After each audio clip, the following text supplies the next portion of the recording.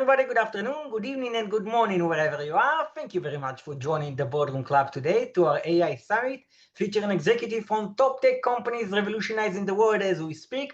My name is Yossi Garmazi, and I'm joined here also by a good friend of mine, Alvaro Jimenez. Alvaro? Happy to be here, Yossi, and thank you very much all of you for joining us. Yeah, so today we are fortunate enough to interview none other than Sanjay Poonen, CEO of Cohesity, a company that revolutionizing our organizations secure, manage, and protect their data through modern AI-powered data management and cyber resilience solutions. Before Cohesity, Sanjay served also as the CEO of VMware and president of SAP, and held numerous other leadership roles where he helped propel these companies to new heights, driving growth, innovation, and strategic partnerships worldwide. So Sanjay, thank you so much for joining us today. Sure, Yossi. Thanks for having me on your show.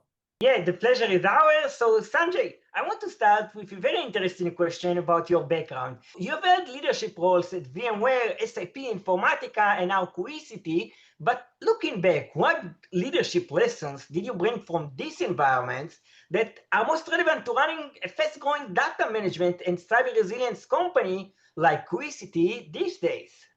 Yeah, I think it's not a very complicated topic. You always, as you set and embark yourself on a new mission. I was 8 years at SAP, and the mission there was to help SAP really get into the world of analytics, what we would call today AI. So I was most of my life there in the world of data and analytics, and we had a mission to double the revenue of the company from 10 billion to 20 billion. And a significant part of that came, fortunately, through the products I was working on, analytics. We did some acquisitions. At VMware, I joined when the company was 4 billion. I had two missions there. One was to really get the company turbocharged in the space of end user computing.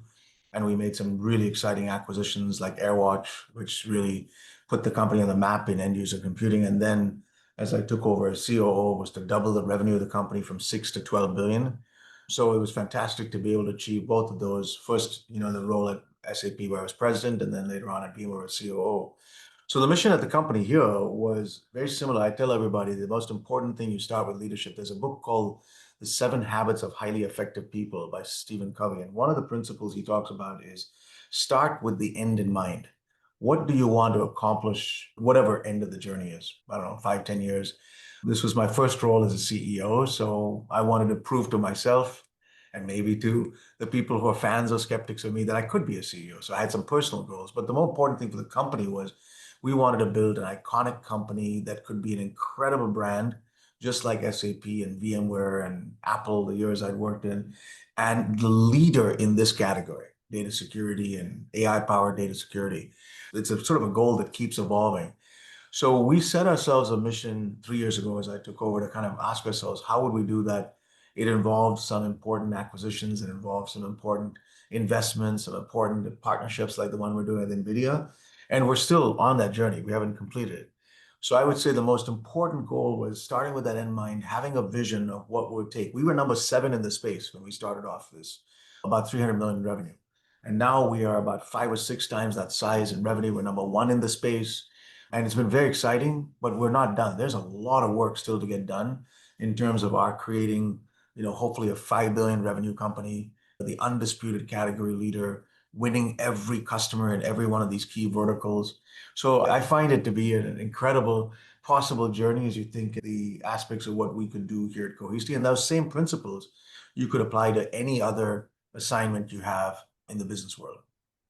Indeed, the Veritas acquisition is one of the most interesting things that you've done after you joined Cohesity. But I want to ask another question about the beginning at Cohesity, because one of the things that you've done at the beginning was doing the customer due diligence and essentially listening to what people love about Cohesity and where Cohesity falls short.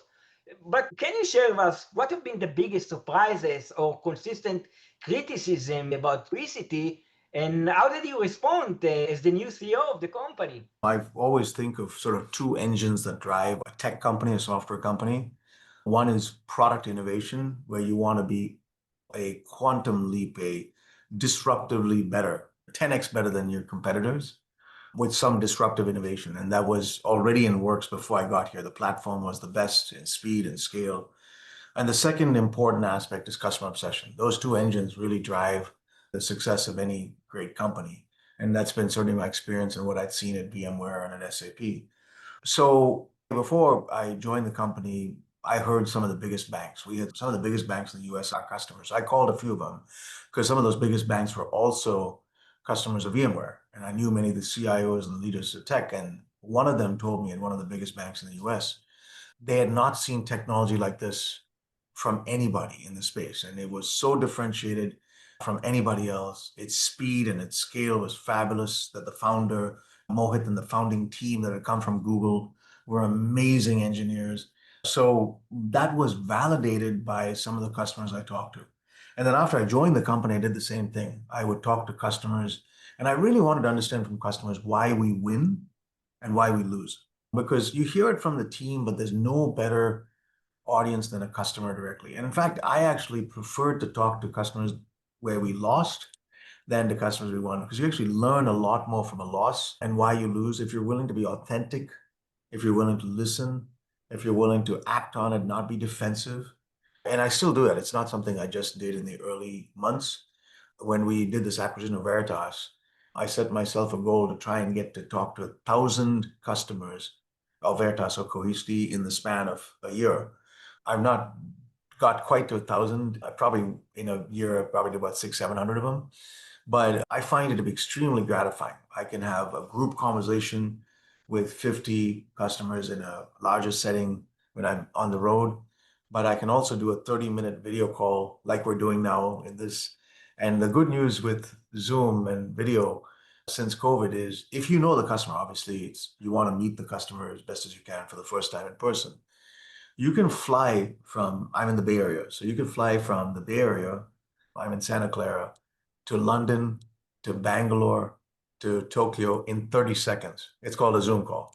So you can organize 30-minute calls very efficiently. And I got good at doing that, where you could have a dialogue with the customer.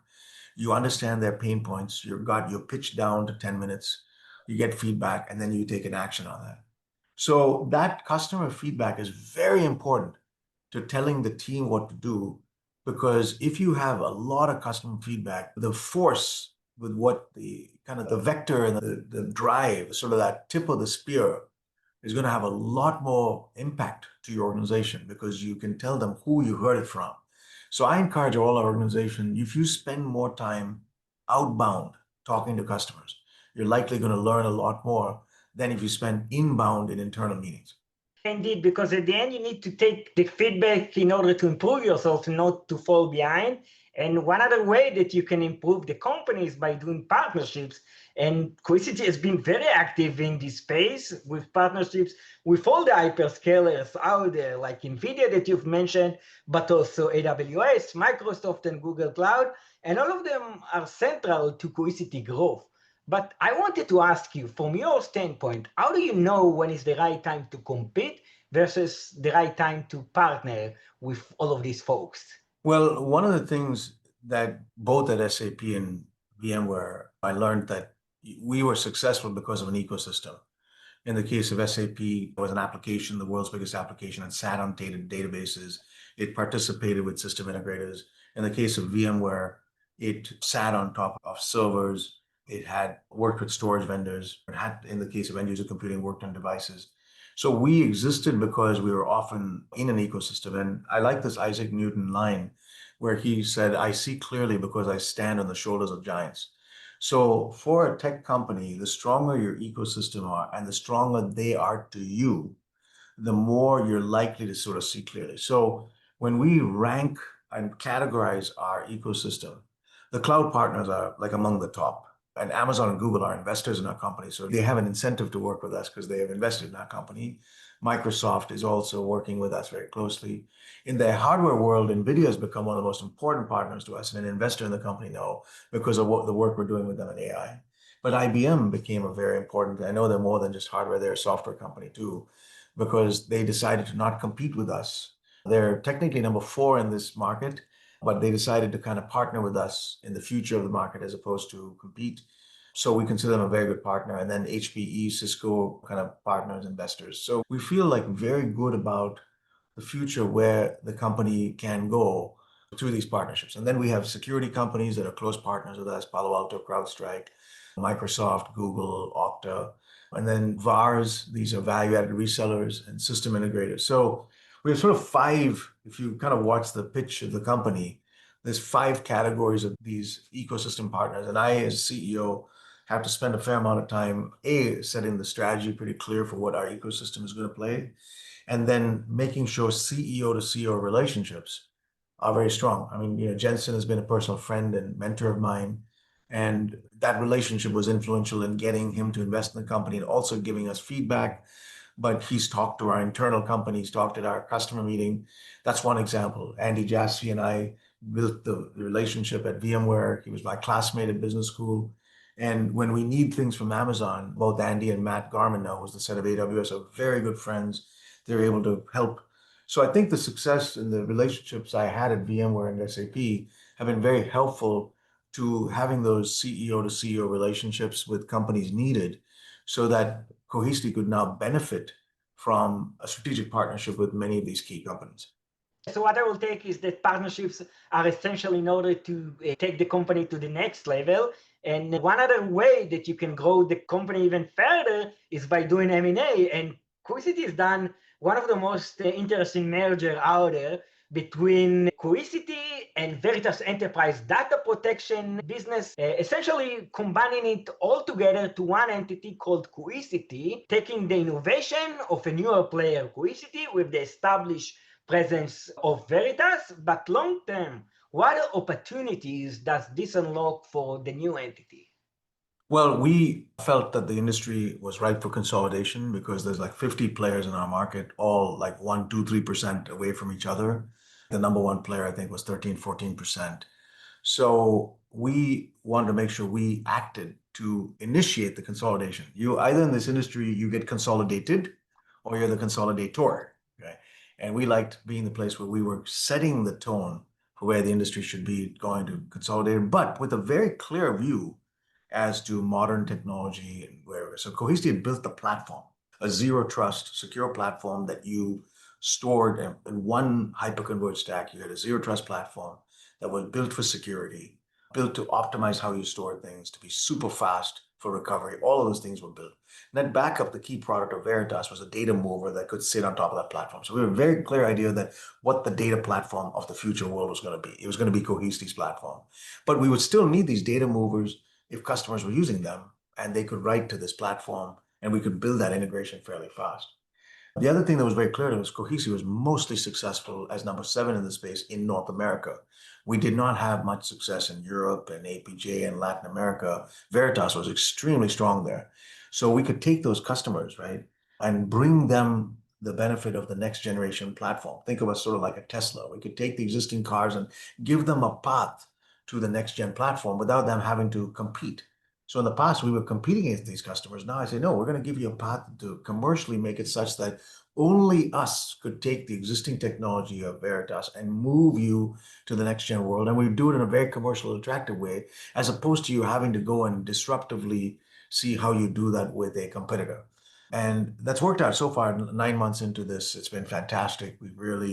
Customers have given us enormously good feedback. And we actually had all of last year, 2024, because we announced the deal in February 2024, and then we closed it in December. So we had 10, 11 months while we were waiting for all the approvals to go and test this out with customers. I talked about talking to hundreds and hundreds of customers. And that goal of trying to talk to 1,000 customers came because I wanted to get their feedback. And the feedback we got from hundreds of customers was extremely positive on this roadmap. Then the key was once we closed the acquisition, we were one company, then we get the engineers together to start innovating together. And we're seeing the first forms of the roadmap of these integrated products coming out. We didn't have to build a new platform. The next gen platform already existed. It was called Cohesity. Okay? We were just doing the integration of net backup as a data mover to Cohesity and giving those net backup customers. Now, what's the benefit of the whole thing? We were about 300 million in revenue. Cohesity, when I joined, about 500 million in revenue last year as an independent company. And now all of a sudden, we're triple that size in revenue. We were about 5,000 customers, 4,500 customers at Cohesity on December 9th, the day before we closed the transaction. On December 10th, we added 9,000 new customers. These were all the customers from Veritas. We're now 13,000 customers. And now we have number one in the position of good revenue growth. Cohesity was growing reasonably fast, but not profitable. Veritas was not growing so fast, but immensely profitable. So we put the two together. We now have profitable growth for a better company, number one. And now customer base, like in certain verticals, like financial services and banking, we're absolutely strong. Nobody has a customer base better than ours in banks or in public sector or in healthcare or in technology firms or manufacturing. So we've now got a rejuvenated, it's sort of a new day. Then the final thing was, what do we call the company? Right?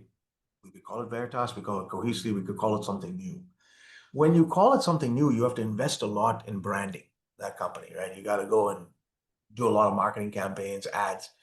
We felt we should call it something that represent the future, innovation, next generation, but still help people who knew the Veritas brand kind of understand where the past was and where the future is. So we're very clear. Cohesity got the association of innovation and next generation technology. And so we picked that brand.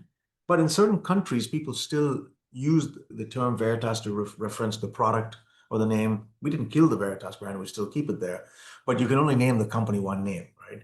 Because ultimately, if you're going public, you got to pick a ticker and all these kinds of things. And so far, it's been really good. We're doing now a lot of branding awareness of the new company. And the best branding and awareness are our customers. We have some of the who's who. About 70% of the Global 500 are our customers. And these customers are incredible stories. Like I said, in banks, practically in the US, every big bank and every small bank is our customer. And we're very strong there in financial services, extremely strong in public sector, federal agencies, hundreds of them in the US government. Some of the biggest governments in the world, UK, France, Germany, Singapore, have massive projects with us in many cases. And in certain countries, it's been really great to see, like Korea is a good example, right? I didn't know that our business in Korea is really, really strong because Veritas had a business that was really thriving in Korea. So there's been some pleasant surprises along the way. I'm personally very excited about this. And then, of course, when you bring the companies together, there was about 2,000 people from Heritage Cohesity and about 3,500 people, 3,400 people from Heritage Veritas, and then 300 people who are new, who joined us after this. You want to make sure that new company does not think Veritas was the color of Veritas was red, the color of Cohesity was green. The new company is a slightly different shade of green, but you don't want to have two cultures created that fight each other, the green culture versus the red culture. So I've sought to really, as the CEO, tell everybody the best person for the job, whether red or green, can do the job. Okay, there is no bias one way or the other. And if there isn't a red or green person, we're going to go and hire that person from the outside. Okay, but we are always looking for the best talent from either company. There is no bias. And that allows it to be a complete meritocracy when you do these complex merger and acquisition deals, to allow the best talent to float to the top, right? And then I tell everybody, whether you are a green leader or a red leader, Heritage Cohesity or Heritage Veritas, you need to embrace the people on your teams that are the best talent for the jobs. So, I have about 100 top leaders at the company, vice presidents, about 1,000 managers, and then the other 4,000 odd people are individual contributors. I spend a lot of time with my top 100 leaders to make sure that they are completely bought in to the roadmap of the company, where we're taking the company. And that allows us to be enormously focused on their leadership attributes. It's very interesting what you said, because from what I know, most of them failed. And it's a great segue for my next question about post-merger integration, because usually the case is that a bigger company acquires a smaller company, but as we have mentioned, this one is different in every sense. But when you do this kind of a deal, what are the toughest integration challenges that you foresee, and how do you prepare the company beforehand? For example, with the engineers, do you keep all of them together or all of them separately in the different business units? I think, listen, we had some time to prepare because, like I said, we announced the deal in February 2024 and we closed it in December. And technically, for that period of time, we were competitors. So the regulators didn't allow us to talk to each other than plan for December. So it took us some time. I mean, the board had asked me to be the CEO, but I spent some time with the CEO of Veritas, who, by the way, is a great person. He's on our board, talking through the pros and cons of various different people. And we basically were able to think through who was going to be in key positions, head of sales, head of engineering, head of these things. And hopefully you can find one person from either Heritage Green or Heritage Red company, Heritage Veritas, Cohesity, to do the job. And you have time to think about it, okay? It wasn't, we had time to think about it, not obviously with it, and then obviously not announce it till we got closer to the close date. So that the CEO of Cohesity, sorry, that's me and the CEO of Veritas, we talked about thoughts on it, and I consulted him, and we also consulted the board, and I kept the kind of final decisions close to my vest till we got closer to close. And then we announced the organization, and we wanted to make it unified as close to possible on day one. I didn't feel we should have a separate Cohesity and a separate Veritas business. So we put, within, I think, a few weeks, maybe 6-8 weeks of the close, we put all of revenue, all of sales under one person, all of engineering under one person, all of support under one person. We didn't have, we picked the best person for the job, whether they came from red or green. It was just, or whoever wanted to stay with us. And in a few cases, like I think our marketing leader and our chief product officer, we brought from the outside. These are people who knew the market pretty well, who I'd worked with before. So there was a blend at the executive team level of a combination of the best talent from Heritage Rex and then some new people too. The CFO had joined kind of just about a year before the thing, but he's a fantastic CFO, had come from the outside. And then you constantly have to evolve the executive team. You may get it right, and then every 6-12 months, you're asking yourself, do you tweak the model? You're looking for commitment from people, but you're also looking for ability for those people to stretch into new jobs. Because in every case, many of our people are doing the biggest job they've ever done in their life, okay? I've been a COO of a $12 billion company, but I've not been a CEO of a $2 billion company. I've been the president of a $20 billion company, but I've not been the CEO of it. So these are first time for even me. So everyone has to be humble about learning very quickly and admitting, like, I don't know, let me seek advice. And if we do that, I think that many of the people, I hope you including myself, can stretch and grow into these roles very quickly. And we take bets on people. We notice someone could do the job and they've never done it before, but they want to, and they have the sort of the passion, the intestinal fortitude to really do it well. We give them a shot at it. I'll give you an example. My head of business operations, a woman named Rebecca Adams, wonderful, very talented person. When we were looking to appoint a new head of HR about 2 years ago, many people in my executive team came to me and said, she should take that job. She'd never done it before, but I knew that she probably had a lot of gifting around people and potentially could do it. So I asked her, would you want to do it? And she was concerned that she would fail. I said, well, if you fail, you'll come back and do your current job. But why don't you take a try at this? But I want you to interview for the job as if we were looking for a new chief people officer. Meet the board. Okay, the executive team likes you. Meet the board, and if they don't like you, you can stay doing what you're doing. It's a no-risk situation. You're in a win-win situation. If they like you, you can decide you can do it. If they don't like you, you can stay in your current job. No issues. And she did a really good job. The board liked her. The executive team liked her, and she's now doing that job. And I think she's happier at this job and very fulfilled. And that's a good example of how we take bets on people, where we tell people, listen, we want you to stretch into the role you best can do. Now, some people may or may not be able to do those, but we want them to express desire. And then we want, in every case, whether it's someone who's come from Heritage Cohesity, Heritage Veritas, or a new person.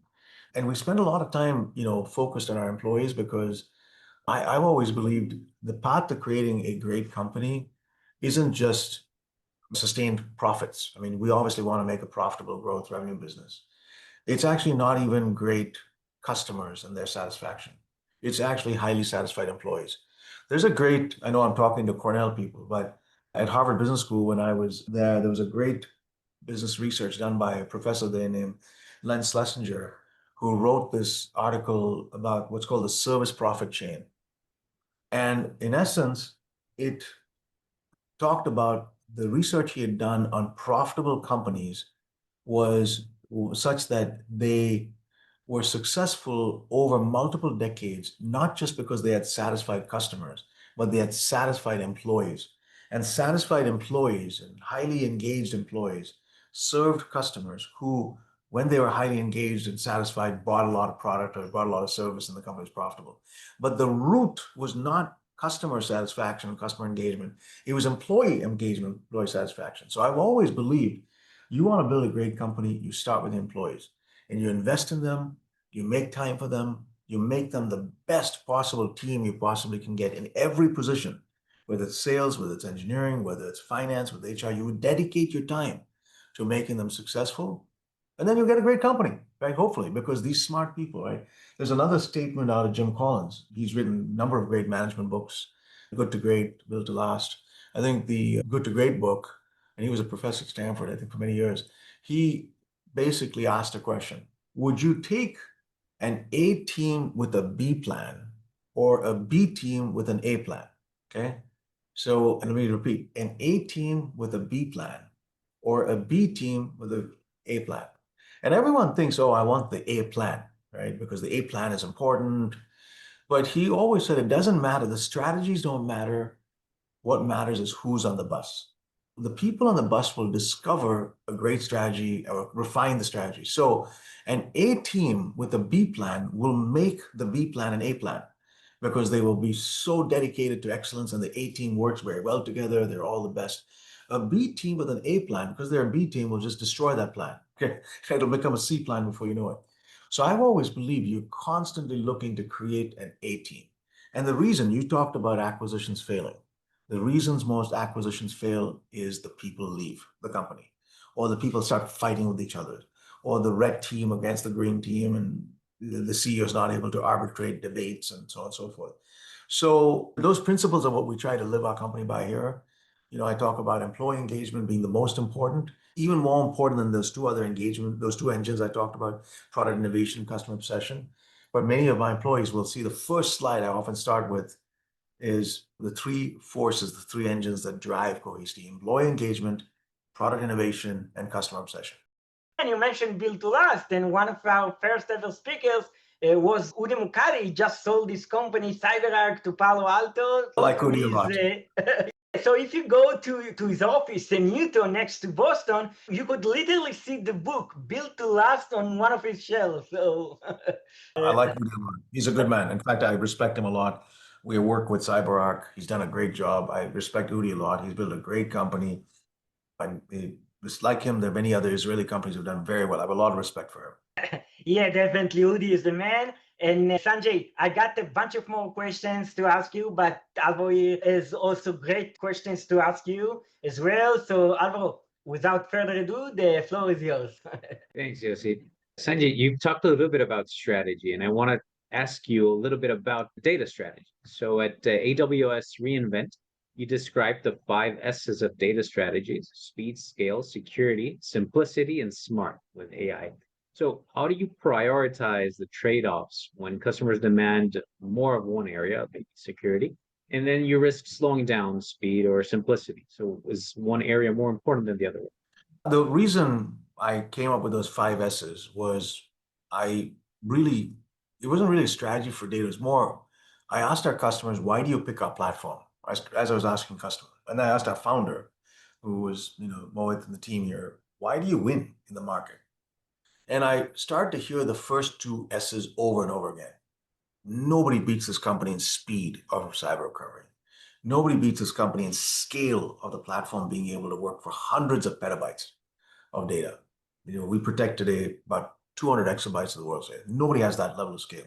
So speed and scale were like here. I was hearing again and again from customers were the reasons people pick Cohesity.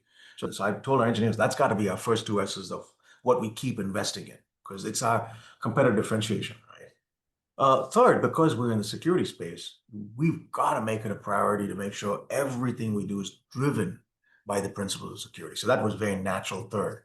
Okay, now you get I didn't want to stop at 3, but you also don't want to have 30. That's too many. The human brain can remember 1, 3, or 5. Okay, so I was like, okay, I've got 3 now. The 4th and 5th, again, I was talking to customers, and it was very clear that the next one that customers really respected about the platform was its simplicity. They would tell me it feels like an Apple iPhone when many of the products are like really old computers or a BlackBerry. It's really easy to use. Okay, so that was very clear, simplicity. And simplicity also led to savings. I mean, it was simplicity in the cost of ownership too. That was important. So that kind of added to it. And the 5th S came kind of more as a desired outcome when we started looking at generative AI. I said, okay, let's just say the platform is speed, it's got scale, it's got simplicity, it's got security. But what's it helpful if all that data is just sitting in a bunker and it's not smart and useful, okay? If it's going to be the gold, okay, of your company, it better be useful so you can use it. And then came the breakthrough of generative AI. And I sat down with Jensen Huang of NVIDIA and Satya Nadella, and they opened my eyes to this technology, retrieval augmented generation, RAG technology, that's now a very common use case for generative AI. And we built our product on top of NVIDIA and some of the key capabilities with cloud, and now working with the LLMs like OpenAI and Anthropic. And that became the fifth S that really started to differentiate us, because nobody in the market was working on anything close to what we were working on with NVIDIA. And we built this product called Gaia. It initially was just the acronym for Generative AI App. And then I heard it's the Greek goddess of wisdom, so we liked that. So we named the product Gaia. Jensen featured that product, Gaia, in his keynote at GTC in 2024, and then again in GTC in 2025. He spoke most recently at our customer conference. So we've now kind of developed that fifth S to be one of the things that really is driving the future of the company. So now what we've done is we've trained our sales teams to talk about the five S's as the reasons. I tell our sales teams, I've just published, for example, a 10-minute video of the story of Cohesity told in 10 minutes, vision, whatever have you. But the most important questions I want answered from that video and from any dialogue my sales team has with customers are: why buy, why Cohesity, and why now? Okay. You're typically being asked that at any product. Why buy, why Cohesity, why now? Or why buy, why now, why Cohesity? Either you can change the order. And the why questions are typically answered with these as: why is it Cohesity? Well, these are the five S's. Here's why we're different. Because in our market, there's probably 50 players, but there's 3 or 4 that are clustered as pretty competitive in this market. And it also creates a forcing function for our engineers to take these five S's and make that. I mean, you can say speed and scale, but you have to keep investing. It's a little bit like a car saying, I don't know, pick Mercedes, who wins the F1, or Ferrari, whoever have you. Whoever your favorite car that's winning the F1 most of the time, if they're winning on speed, that's not always sustainable. At the end of the day, somebody else is going to copy the features they put into the engine, and maybe they'll get to pole position in the next race, number one. So you cannot rest on your laurels in this industry, and certainly in our industry. You're constantly pushing the envelope of speed and scale and speed and scale. And you've got to stay humble about it, because your competitors are not staying standing. So those are the kinds of principles in which we've sought to build the culture and the DNA of the company. And we really found that's a rallying cry, especially when we brought these two companies together, to have both sides really get excited about the future. Yeah, and actually, you mentioned Gaia, and that brings me to my next question, which is Cohesity introduced AI-powered capabilities to Gaia. And so now it's an enterprise knowledge discovery assistant. So do you think that these advancements improve data accessibility and decision-making for organizations? Like, how can they really help organizations? I think, listen, at the end of the day, I've spent sort of most of my life in data and analytics and AI and predictive work, which would now be AI. I wouldn't have called it AI at the time, but it was predictive analytics. And then probably the last 10 years in security at VMware. So this is a perfect play that's at the junction of security and AI around data, Cohesity, that is. So the first thing we have to do is securing the data. When the core mission of Cohesity is to protect, secure, and provide insights on the world's data.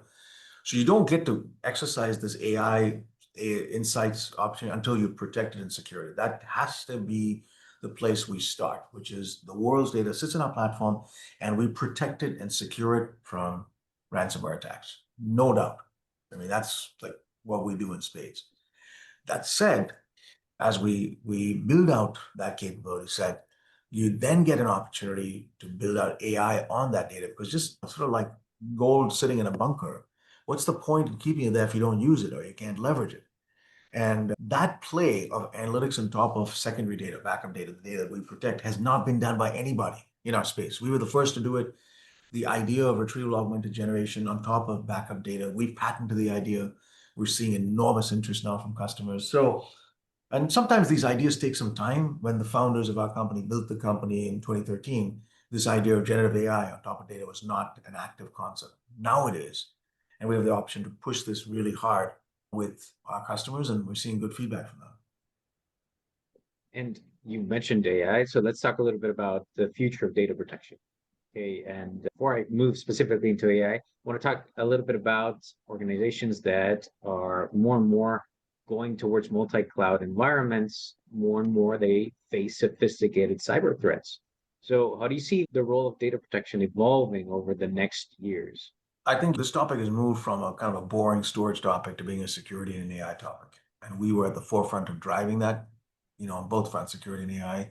I've spent most of my life in security and my life before that analytics AI. So I have a natural DNA then, especially in areas we're learning a lot more. We want to partner. Like NVIDIA is making us smarter in AI every day. I mean, it's just to us, we have to hang around those type of people because you can't teach that on your own. I think the future is to first off cover a multi-cloud world, which is going to be have some workloads on premise and then in the public cloud or on the edge, edges on manufacturing plants or cars or whatever have you. That will be where the workloads sit, okay, on premise or in data centers, in public clouds like AWS, Azure, Google, Oracle, or the edge. That to us is the way we think about it. And then there's a variety of workloads, virtual machines, databases, NAS, identity, SaaS applications. So we cover the breadth of the entire spectrum of workloads. We have connectors to all of them. We have the largest connector set of everybody. So the first step, we call that Act 1 of the data. This space has to be about protecting every workload in that continuum. Okay. Act 2 is adding advanced security capabilities to constantly classify, scan, anomaly detect, really make sure that data is clean and you identify any issues with them. Is there classified information inside them? How do you make sure that the data is not just safe from attack by ransomware, but you can also scan and classify them? That's Act 2. And Act 3 then is AI, where you get value out of the data now with generative AI too. So we now tell the story of the company. If you listen to my new 10-minute video, I think I'm rolling it out this week or next week. I'll post it on LinkedIn. It'll be on YouTube. You'll hear this Act 1, Act 2, Act 3 story of the company. And we want every account executive to tell that story in a way where they can make it, I call it Sesame Street simple, right? You got to make it Sesame Street simple so that somebody who's not in the tech industry, right, in the depth of level, but certainly in some of the tech industry too, you don't have to be throwing jargons at them. Most of the tech industry is filled with acronyms, okay? ERP, CRM, SCM, these are all like application themes. But the IT industry has to move from being an alphabet soup of all these acronyms to ones where you can tell a story. And the story is, every good story is once upon a time. It starts and it ends with they lived happily ever after. And in the middle, there's a lot of love and fighting and all that stuff. So we encourage our teams to tell the story of Cohesity in a very Sesame Street simple way and answer those three questions. Why buy? Why Cohesity? Why now? That was a great segue into the last part of the interview because I have a bunch of questions. This is really amazing, but sadly, we don't have infinite time. So, you know that we have a lot of people in the audience that are entrepreneurs, students, people, young professionals starting their career. And you've worked at very large organizations and you've had tremendous success. So, what would be one piece of advice that you would give someone that is either just joining a big organization or starting their career? I would say be humble and hungry. I mean, what's really helped me, I came to this country as an immigrant at age 18 with $50 in my pocket. I came from I would say, lower middle class family in India. So for all intents and purposes, extremely poor. I had to work in the dining hall, cleaning dishes, because that's how I earned extra money to pay for the things I needed to. If I wanted to buy a warmer jacket, I had to work a little harder in the dining hall at Dartmouth College. But certainly those of us in the United States who come as immigrants, this country is amazing because if you work hard, I've been in this country now 30 years and probably 20 plus years as a citizen of this country. Anything is possible. It's incredible. India and the United States are two of the biggest democracies in the world. And I think the same thing's happening in India right now. A lot of incredible entrepreneurs doing well. I hope that India will also be a place where anything is possible. There's still corruption in parts of India, but it's getting to be better and easier for people to achieve their dreams in the middle class. So, I think if you can stay humble and hungry and constantly be learning, have a growth mindset. There's a book called The Growth Mindset that talks about two types of people. people who are know-it-alls, they know it all, or people who are learn-it-alls. And the human brain is like a muscle. You got to constantly exercise it. And the way you exercise it is by being inquisitive. When you spend time with people, you want to ask questions a lot more than you speak to them. And surround yourself with people who know more about a topic and constantly consult them, ask them, read, talk. I mean, you can never get enough input from people. And then once you've learned a topic, the way in which you get better is you teach that topic. Okay. So I encourage people to teach others. When you asked me to come and do this webcast with you, okay, we're spending whatever, 30, 45 minutes together. Part of my desire is to ensure that the next generation, students you have, or entrepreneurs, may take some small aspect of this. And I was yesterday in Atlanta and I spoke at a prayer breakfast. And I was talking about how you can bring faith and workplace together. So the intent is not to really help the next generation and people who we've been given much. I've experienced a lot and I'm blessed to have many people who invested in my life over the 20, 25 plus years that I've been in the tech industry. We owe it to the next generation to help them and help them in ways that might be tangible. I don't have a lot of hours to do this one-on-one with everybody, but teach a class once a year at Stanford, and I still stay connected to my alma maters, Dartmouth and Harvard. And to the extent that you can help the next generation, and certainly you should all be doing it in our workplace. We hire a lot of new college grads. We love doing that because these folks come in with a mindset that's fresh, and the Gen Zs of the world are like, they think they can transform the world. We want that. And as we all get older, we have to get that 20-something and that 30-something generation understanding. And I think with COVID, it also got harder because it's very hard to build that community unless you come back to the office.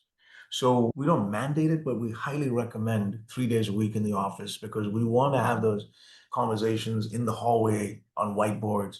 It's so much harder to do it. You can have a one-to-many conversation like I'm having now with you on Zoom, but these sort of collaborative discussions must happen in the workplace or in other settings. We got, for example, 100 of our top leaders and then about 1,500 of our sales and marketing people to a kickoff meeting. We do that once a year with Pride. It's expensive for us to fly all these people here and to get to Las Vegas. We did in Las Vegas. It was a central location. But boy, was it worth the investment to see the training we could enable these people with, have an external speaker come and fire these people up, get them all lined up with the message, and then go for it. So these are things that we've got to keep doing to invest in people. Absolutely. And well, you've told us about your journey and we've seen what you've been able to achieve, but you must have a life outside of work. So do you have any hobbies or interests? Oh, I have a lot. I would say, actually, quite frankly, my life outside work is a lot more exciting than, not to say that work isn't. But my faith family and my friends guide me in sort of I call it the 3 Fs. And I've talked pretty vocally even about those things. But I talked about my faith briefly, how important that is to me, and that guides my values in terms of how we do it. You know, everyone's faith experience might be different. They may be different religions, but it does influence your values. And I tell whatever your faith is and what your religion is, and even if you don't have a faith and you're an agnostic or an atheist, we can all drive values in the company. And that's very important. We call them radio values here. Every company should have those because you want to create a company that speaks for things like integrity. I have 3 kids in my family. My wife and I have 3 kids. My daughter is 19, just gone to college. My twin boys are 15. And at this age, in the teenage years, you're heavily involved in their academic or their athletic life. And that keeps us younger. It keeps us wanting to kind of play with them and keep them engaged. I'm a musician. I've been known to do crazy things at conferences like play the piano and sing and mix it up with bands. And that keeps the keynotes. Often I'll start a keynote with a song and people are like stunned. And I'll come on stage with a set of dark glasses and a hat and they have no idea who's doing it. And then I open with a funny rendition of a song and we get everyone laughing or clapping. And then I throw the hat and the glasses away and I do my keynote. But it's a way of having a little fun, you know, and making it live at VMworld. I would do that almost several times and it was really, really fun. So I think you take your gifts, you take the things that make something fun and you try to bring spice and sizzle to the way in which you can conduct. I try to exercise and kind of get appropriate amounts of sleep and things, those kinds, which I always encourage people as you get older. Exercise and sleep are really, really important. I could pull off a lot of all-nighters when I was in my 20s, but not a wise thing to be doing it in your 50s. And then surround yourself with people who the language of action is love, right? They love you, they want to help you because we need each other to lean on. And I think that I sort of maybe I can end on this note, right? I tell everyone has an opportunity to be a CEO. You know what CEO stands for me? Be a Chief Encouragement Officer. You can all encourage somebody else. Everybody comes to work and they're carrying some load on their shoulder for the day. Maybe it's something in their personal life, something in their professional life. Many times you got to be tough. But often, if you can detect that someone needs a little bit of encouragement and you can help them through it and help them carry their way through a race where you're, because, as you get to be a leader and you grow, it's no longer about you. You start to realize if it's about you, you're going to be a selfish person and you'll be extremely unfulfilled at the end of your life. But if you can make your life about making other people successful and ensuring that you can encourage them along that journey, life is beautiful. Life is really joyful because that's what I've called servant leadership. You live a life of service where serving yourself, serving others becomes something that's extremely, extremely happy. There's a great poem that an Indian poet named Rabindranath Tagore wrote. It goes like this. I went to bed and dreamt that life was joy. I woke up and realized that life is service. I acted and service is joy. So reality is when you have a life of service and you're looking at ways by which you can help others, it's actually an incredible experience because you're less selfish. You're looking at the welfare of the company. And that's what we're trying to do at Cohesity. And that's certainly what I try to do as I build the culture and the success in monetary and financial terms and profit are all good.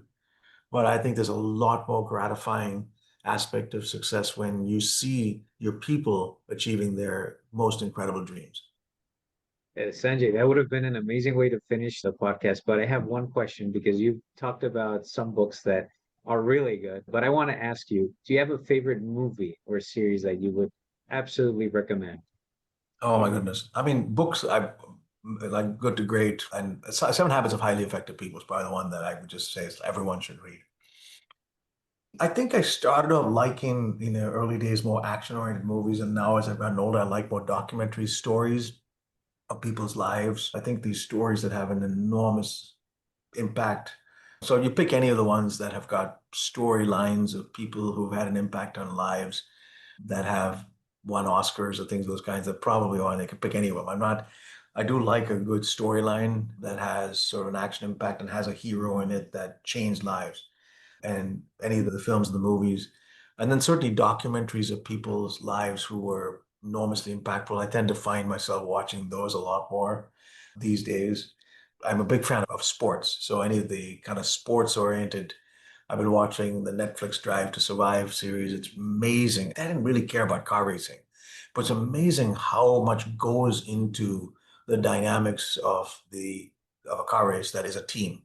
And there's so many parallels to driving a car. You think it's all about that driver, but you realize how much of a team's behind it. So that's just, you pick something that like keeps you entertained outside of it. And more, I mean, with the family, our movies at our home are really what the kids want to watch. I wouldn't say that my movie selection today would be one that I'm really more influenced by those that are around me, and they're probably kid movies. Sanjay, thank you so much. It's been really amazing, and I wish we could do this for a couple more hours. Maybe we'll do a second part in the future. And again, thank you. And Yossi, back to you. And funny note, actually, Sanjay, if you go to Drive to Survive, season 5, episodes 1, so right at the end of it, you could see me for like 2-3 seconds there. Just Okay. ask, you could see Okay. I'll have to go watch it again and look for Yossi. So Charles Leclerc just won his Bahrain Grand Prix and just asked for his signature. So Well, you're famous. You're famous. That's great. yeah, that's the way to do it, right? So Sanjay, thank you so much again for joining us today. It's really been a pleasure. And for everybody else in the audience, so stay tuned. We have other amazing episodes to show you from the chairman of Qualcomm, CEO of Taboola, CEO of Box, and also VCs guests from Andreessen Horowitz, Index Ventures, and other interesting folks. So stay tuned.